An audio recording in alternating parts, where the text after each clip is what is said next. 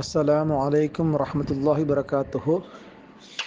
அன்பார்ந்த சகோதர சகோதரிகளே, ஐ எம் டாக்டர் யூசுஃபிய. இன்று காலை 22/12/2020 7:16 தற்போதைய நேரம். நான் இந்த பதிவை ஒரு முக்கியமான ஒரு விடயத்தை கூறுவதற்காக முனைகிறேன். பெரியோர்களே,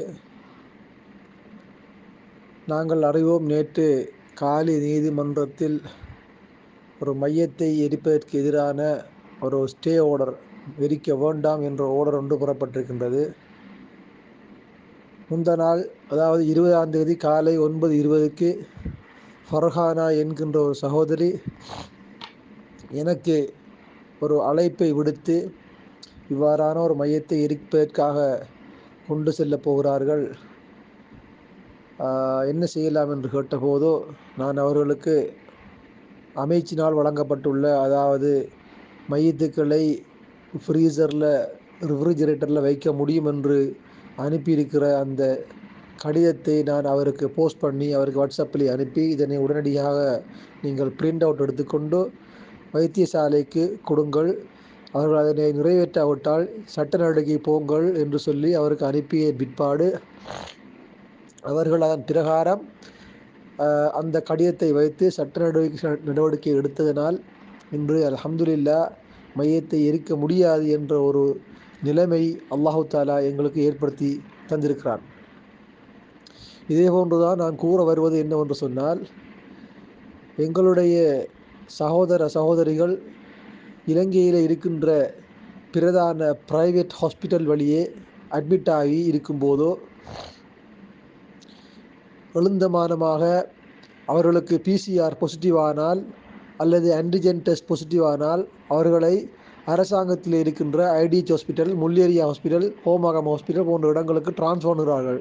அதாவது சொந்தக்காரர்களின் விருப்பத்திற்கு எதிராக அவர்கள் அந்த நோயாளிகளை வற்புறுத்தி டிரான்ஸ்ஃபர் பண்ணுகிறார்கள். அந்த உடல்கள் மரணித்தால் அவர்களையும் டிரான்ஸ்ஃபர் பண்ணுகிறார்கள். இவ்வாறு டிரான்ஸ்ஃபர் பண்ணுவதற்கு அவர்களுக்கு எந்த விதமான அதிகாரமும் கிடையாது. ஏனென்று சொன்னால், சட்டமும் இவர்களுக்கு சாதகமாக இல்லை. இப்போது ஒரு 3 அல்லது 4 நாட்களுக்கு முன் இராணுவ தளபதி சவேந்திர சில்வா அவர்கள் கூறியிருக்கிறார்கள், நீங்கள் விரும்பினால் பாசிட்டிவான பிற்பாடு, அதாவது இந்த பிசிஆர் ஆன்டிஜென் பாசிட்டிவான பிற்பாடு நீங்கள் விரும்பும் இடங்களில் அரசாங்கத்து வைத்தியசாலையிலோ அல்லது பிரைவேட் வைத்தியசாலையிலையோ அல்லது வேறு ஹோட்டல் போன்ற இடங்களிலேயோ உங்களை வேறுபடுத்தி வைக்க முடியும் என்று கூறியிருக்கிறார்கள். கட்டாயமாக அரசாங்கத்து வைத்தியசாலைகளில் தான் இருக்க வேண்டும் என்று கூறவில்லை.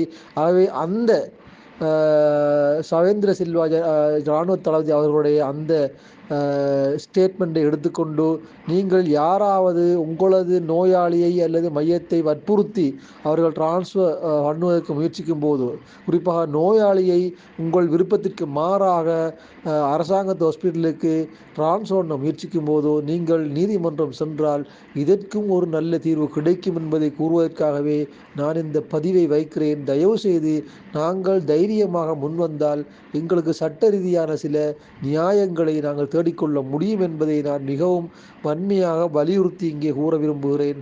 அத்தோடு நாங்கள் சமூகமாக ஒவ்வொரு பிரதேசத்திலும் இவ்வாறான அநியாயங்கள் எங்கெங்கெல்லாம் நடைபெறுகிறதோ அந்த அநியாயங்களுக்கு எதிராக நாங்கள் ஒருமித்து நாங்கள் முடிவெடுத்து நாங்கள் எங்களது சகோதரிகளை சட்ட ரீதியான நியாயம் கிடைக்கப்பெற தூண்டுமாறும் உங்கள் அனைவரையும் பணிவாக வேண்டி முடிக்கிறேன். அஸ்ஸலாமு அலைக்கும் வரஹ்மத்துல்லாஹி வரகாத்துஹு.